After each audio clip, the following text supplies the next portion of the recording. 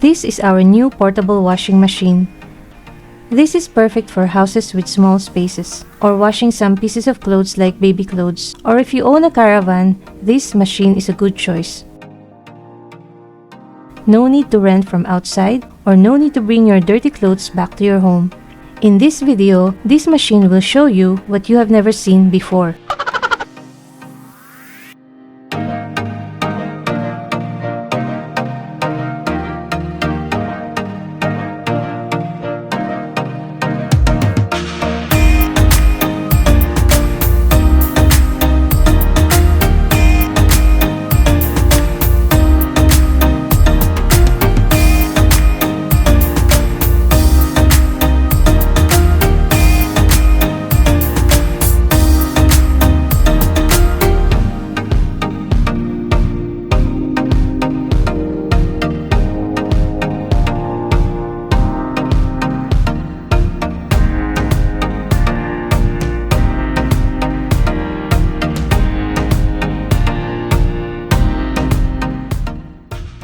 You may put water first, then clothes, or vice versa.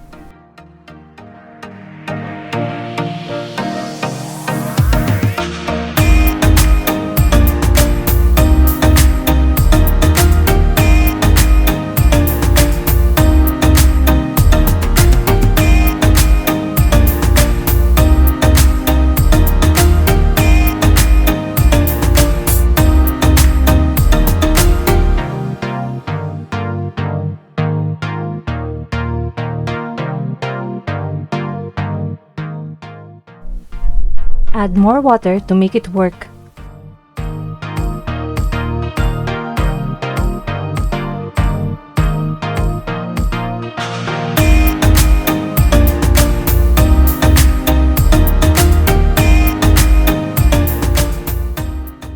Here we can see the maximum level of water.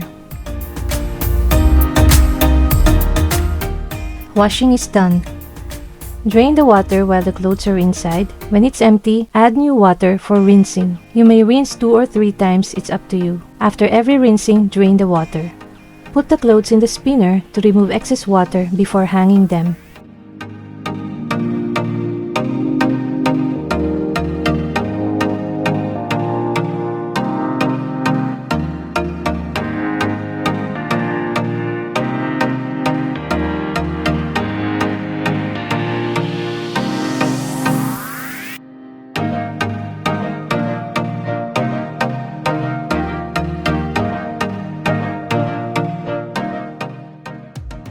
After spinning is done, drain the remaining water.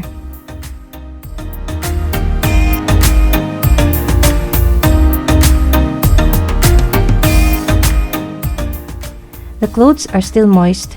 It's ready for hanging. So that's it for today.